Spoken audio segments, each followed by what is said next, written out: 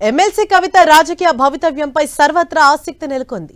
నిన్న తన ఎమ్మెల్సీ పదవికి రాజీనామా చేసిన కవిత మండలి చైర్మన్ కు స్పీకర్ ఫార్మాట్ లో రాజీనామా లేఖ పంపించారు. అనంతరం మండలి చైర్మన్ గుత్తా సుఖేందర్ రెడ్డితో ఫోన్లో మాట్లాడిన కవిత తన రాజీనామా లేఖను ఆమోదించాలని కోరారు. ఇవాళ తన కార్యాలయంలో అందుబాటులో ఉంటానని చెప్పిన గుత్తా సుఖేందర్ రెడ్డి ఇవాళ మరోసారి కవితతో మాట్లాడి రాజీనామాను ఆమోదించే అవకాశం ఉంది. ఇక నిన్న బీఆర్ఎస్ ప్రాథమిక సభ్యత్వానికి కవిత రాజీనామా చేశారు. కవిత రాజీనామాను ఆమోదించాలని బీఆర్ఎస్ నిర్ణయించింది. 2 రోజుల తర్వాత భవిష్యత్ కార్యాచరణపై దృష్టి పెడతానన్న కవిత కుటుంబ సభ్యులు, జాగృతి నేతలు, సన్నిహితులతో సమాలోచనలు చేయనున్నారు. కొత్త రాజకీయ పార్టీ వైపే కవిత మొగ్గు చూపుతున్నట్లు టాక్ వినిపిస్తోంది. మరోవైపు హరీష్ రావుపై కవిత చేసిన వ్యాఖ్యలను బీఆర్ఎస్ వర్గాలు తీవ్రంగా తప్పుపడుతున్నాయి.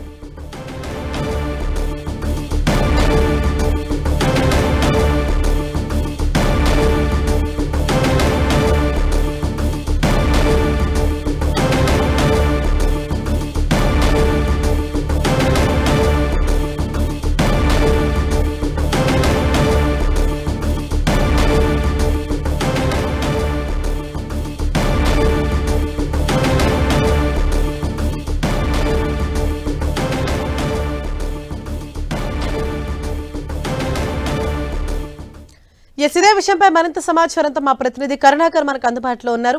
కరుణాకర్, నిన్న ఎమ్మెల్సీ పదవికి రాజీనామా చేశారు కవిత. అలాగే ఇటు హరీష్ రావు, సంతోష్ రావుపై కూడా కొన్ని తీవ్ర స్థాయిలో ఆవిడ ఆరోపణలు చేశారు. మరి బీఆర్ఎస్ పార్టీలో ప్రస్తుతం ఎటువంటి చర్చ జరుగుతోంది? కవిత నెక్స్ట్ స్టెప్ ఏంటి? టీఆర్ఎస్ ఎమ్మెల్సీ కవిత రాజీనామా తర్వాత ఆమె రాజకీయ భవిష్యత్తు ఏ విధంగా ఉంటుంది, ఆమె రాజకీయ భవిష్యత్తుపై ఎటువంటి నిర్ణయం తీసుకుంటారన్నది అటు బీఆర్ఎస్ పార్టీలో కావచ్చు, రాజకీయ వర్గాల్లో కొంత ఆసక్తి నెలకొన్న పరిస్థితిని మనం చూస్తున్నాం. కవితను ఎప్పుడైతే బీఆర్ఎస్ పార్టీ సస్పెండ్ చేసిందో, సస్పెన్షన్ తర్వాత ఆమె కీలక నిర్ణయం తీసుకుంది. పార్టీ ప్రాథమిక సభ్యత్వానికి రాజీనామా చేయడంతో పాటు పార్టీ నుంచి సంక్రమించిన ఎమ్మెల్సీ పదవి కూడా ఆమె రాజీనామా చేశారు. ఈ మేరకు నిన్న మండలి చైర్మన్ గుత్తా సుఖేందర్ రెడ్డికి తన రాజీనామా లేఖను పంపించారు. సింగిల్ వర్డ్లో స్పీకర్ ఫార్మాట్లోనే రాజీనామా లేఖను పంపించిన తర్వాత గుత్తా సుఖేందర్ రెడ్డితో కవిత ఫోన్లో కూడా మాట్లాడారు. వెంటనే తన రాజీనామాను ఆమోదించాలని చెప్పి గుత్తా సుఖేందర్ రెడ్డిని కవిత కోరినట్టు తెలుస్తుంది. అయితే నిన్న గుత్తా సుఖేందర్ రెడ్డి హైదరాబాద్లో అందుబాటులో లేని కారణంగా ఈరోజు హైదరాబాద్లోకి వచ్చిన తర్వాత తాను అందుబాటులోకి వచ్చాక మరోసారి కవితతో మాట్లాడిన తర్వాత ఆమె రాజీనామాపై ఒక నిర్ణయం తీసుకునే అవకాశం కనిపిస్తుంది. కాబట్టి కవితతో ఈసారి మాట్లాడితే మాత్రం ఖచ్చితంగా వెంటనే, ఎందుకంటే సింగిల్ వర్డ్ స్పీకర్ ఫార్మాట్లోనే ఆమె రాజీనామా చేశారు కాబట్టి వెంటనే ఆమె రాజీనామాను ఆమోదించే అవకాశం కనిపిస్తుంది. ఇక బీఆర్ఎస్ పార్టీ ప్రాథమిక సభ్యత్వానికి కూడా కవిత రాజీనామా చేశారు. ఈ మేరకు నిన్ననే జాగృతి ప్రతినిధులు Telangana Bhavan in charge BRS party general secretary Ravula Chandrashekar రెడ్డికి రాజీనామా లేఖను ఇచ్చారు.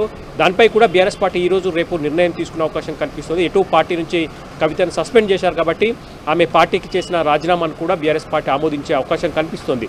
ఇటువంటి నేపథ్యంలో కవిత ఏం చేయబోతున్నారు, కవిత కొత్త రాజకీయ పార్టీ పెడతారా అన్న దానిపైనే కొంత చర్చ జరుగుతున్న పరిస్థితి మనం చూస్తున్నాం. నిన్న కవిత చాలా స్పష్టంగా చెప్పారు. ఒక్కసారిగా తనను పార్టీ నుంచి సస్పెండ్ చేసేసరికి తను కొంత ఆవేదన చెందుతున్నాను, ఆందోళన చెందుతున్నానని చెప్పారు. కాబట్టి దాని నుంచి తేరుకోవడానికి కనీసం 2 రోజుల సమయం పడుతుంది. కాబట్టి 2 రోజుల తర్వాత తన రాజకీయ భవితవ్యంపై దృష్టి సారిస్తానని చెప్పి కవిత చాలా స్పష్టంగా చెప్పారు. తన కుటుంబ సభ్యులు కావచ్చు, సన్నిహితులు కావచ్చు, జాగృతిలోని ముఖ్య నేతలు కావచ్చు, ఇతర తెలంగాణ వాదులు, మేధావులతో చర్చించిన తర్వాత తను ఒక నిర్ణయం తీసుకున్నారని చెప్పి కవిత చాలా స్పష్టంగా చెప్తున్నారు. మనకున్న సమాచారం మేరకు కవిత కొత్త రాజకీయ పార్టీ ఏర్పాటు చేసేందుకే మొగ్గు చూపే అవకాశం కనిపిస్తుంది. చాలా ఏళ్లుగా ఆమె తెలంగాణ జాగృతి ద్వారా కార్యక్రమాలు నిర్వహిస్తున్నారు కాబట్టి తెలంగాణ జాగృతి పేరుతోనే రాజకీయ పార్టీ ఏర్పాటు చేసే అవకాశాలు ఎక్కువగా ఉన్నాయని చెప్పి తెలంగాణ జాగృతి వర్గాలు చెప్తున్నాయి. అదే సమయంలో కవిత విషయంలో బీఆర్ఎస్ పార్టీ తీవ్రస్థాయిలో మండిపడుతుంది. ఎందుకంటే కవిత మొన్న 2 రోజుల క్రితం ఏదైతే హరీష్ రావు, సంతోష్లపై తీవ్ర వ్యాఖ్యలు చేశారో, నిన్న ప్రెస్ మీట్లో కూడా కవిత ఇదే అంశాన్ని మరోసారి ప్రస్తావించారు.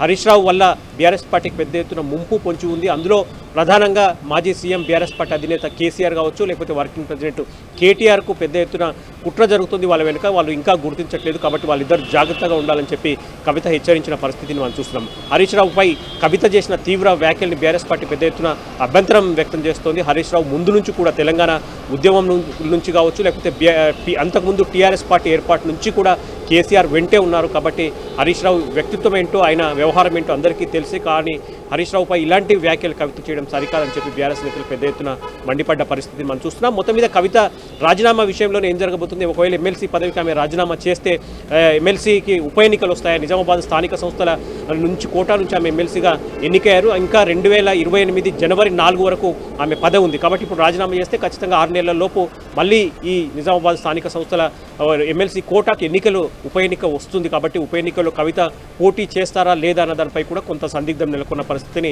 మనం చూస్తున్నాం. హరీష్ కరుణాకర్, అలాగే ఇటు ఆ కేటీఆర్ తనకు ఇన్ని రోజులైనప్పటికీ కూడా ఒక్కసారి కూడా కాల్ చేయలేదని ఆవేదన వ్యక్తం చేశారు. అలాగే హరీష్ రావు రేవంత్ రెడ్డికి కూడా కొంత సన్నిహిత సంబంధాలు ఉన్న ఇద్దరు ఒకటే ఫ్లైట్ లో ప్రయాణించారు అని కూడా ఆవిడ అంటే కొన్ని ఇంట్రెస్టింగ్ కామెంట్స్, అలాగే ఎవరికి తెలియని కొన్ని కీలకమైన వ్యాఖ్యలు సైతం చేయడం జరిగింది. దీన్ని బీఆర్ఎస్ నేతలు ఏ విధంగా చూస్తున్నారు?